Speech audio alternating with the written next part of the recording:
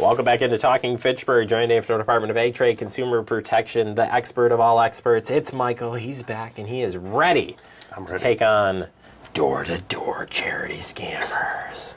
Not as much as you are, but I'm ready. Yeah, well, I told you off air that I have a problem with door-to-door sales, and it's such a hard thing to take, really believe in this day and age, and, I'm going to stay out of that world, I'm going to stay in this world.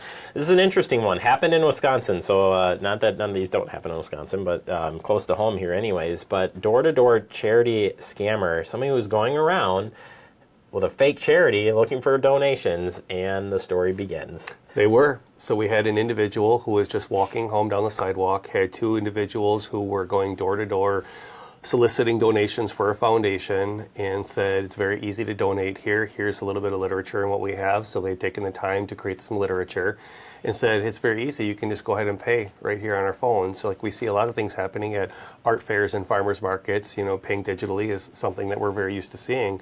And so after looking for a second about the mission and what they were doing, he decided he was going to donate, and that's where things went sideways. Yeah, and so the consumer decides to make a $40 donation, and it's interesting here because, and you say this right, because everything is digital like that. And when is the last time you really thought about it when you scan that card? And you're like, oh, it's $40, okay, $40. Yep. Turns into $4,000. Say, what? There it is. So the individual took his credit card, scanned it on the phone. He looked, he actually asked and said, do I get a receipt? And they said, don't worry, you'll get a questionnaire and a receipt emailed to you. So he had entered his email and thought, all right, I'll be all set. And then his intuition told him, you know what, I should just check this to make sure. And so he went into his account and looked, and the $40 had turned into $4,000. Somehow they had manipulated the amount they were putting in when they scanned that. Interesting enough, at least the person had the intentions of looking back on it right away and being like, oh, crap. So where do you go from there now? That's a tough one. We always try and encourage and say, hey, don't ever pay with these obscure payment methods. This was a credit card, which is good advice for us. The one thing we also want to highlight, when you go through and you see this, is our alarms are always up, right? We're always looking, and unfortunately, we're questioning everything. But scammers understand that, and so they're going to extra lengths to make it convincing, and look how bold they are, going door to door, just walking up and saying, here, I'll show you. And I was saying that to you, like when you have doorbells that record stuff, and you really can't walk down the street anymore without being recorded or heard or something. So it's really surprising that they would still come out and do that. And I think that in itself is one of the things that might bring our defense down, because we think, well, no one would be so bold to walk up, hand this to me, I got a Ring camera, when in fact they are, right? But it's those different ways that they can get us to have that emotional response to say, wait a second, this can't possibly be true. Go ahead. No, I was going to say, what's interesting too here is that when you mentioned that they presented information, and I think of if I go to a spoofing website where it looks legit, I'm looking at, and here's a handout and it could even be a real handout, and they still could have faked it, obviously stole the money and did it, but, I think it just makes it really hard for door to door to as you're getting presented with information to is this legit or not? And so that makes the transition is how, if somebody comes up to you, what do we got to do here to keep our defense really high and verify that this is legit? It's a great question, and it even is more applicable in this situation because this consumer did a couple of those things that we want to. It's just the last one is where it fell short. And to no fault of his own at all. No. But, first is asking those questions. Like, give me a little bit more information about the charity. What is your cause? What is your mission? How long have you been around? Where are you located? How many are on your board? Things like that. And in this case, we asked that, and they had some literature that they had fabricated and gave it to him. And then the second is, how are you going to pay? Well, using that credit card, great. They weren't asking for cash or cryptocurrency or wiring money. And all of those should always be red flags. Like, who really donates by, wiring money or crypto or things like that. But really what it came down to is at the very, very end, if you wanted to donate, is not donating right there on the street. Is saying, hey, thanks for the information. Really appreciate it. I want to support your cause. I'm going to go back and I'm just going to make sure my money gets to where it needs to go.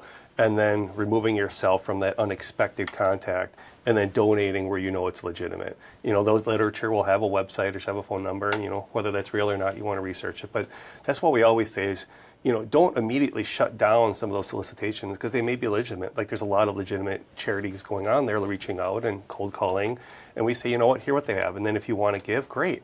But go ahead and do a little bit of research to make sure the money gets there. And there's some websites like charitynavigator.org and give.org that vet these organizations and really provide you some great information on how much money goes to the cause, how much is in overhead, how long have they been around, any concerns. So all of that, research really helps make sure your money goes where it's supposed to. And I like that this person did double back right away. Like they went back and checked it. There's probably a majority of people who might make the payment, may did half of the research, and don't figure this out till months later, right? It is. And it's like, uh-oh. So I would say too, like, no matter when buying something, like, I'm sure DATCP's like, hey, you should probably go back and check your records on credit card, debit card, check your bank statements. Like, it could go to a classic, well, not classic, but Yeah. definitely do go back and look at those things. Well, you're right, and it's so easy to do, right? With mobile banking, and just about everybody has the app and they can look at it. I mean, if you're paying with your phone or the credit card, chances are you also have the ability. And all of that is pretty much in real time, those transactions show up. So, I mean, if you want to check every single one, you certainly could do that. Feels like a little bit overkill to me, but if you have a scenario where you're like, this is kind of weird, this is odd, take the 10 seconds, log in, check and make sure, and then if it's not right, you can go right back to them. If somebody runs into something like this, or just wants to learn a little bit more about giving, giving to a nonprofit, some great resources out there at DATCP. And one more time, too, if you give those two websites out, because that's really important. Yeah, charitynavigator.org and give.org. And also, if you want to visit us at datcp.wi.gov, we have some fact sheets, some literature specifically on charitable giving and also these scams and how to avoid them with these resources that we're talking about.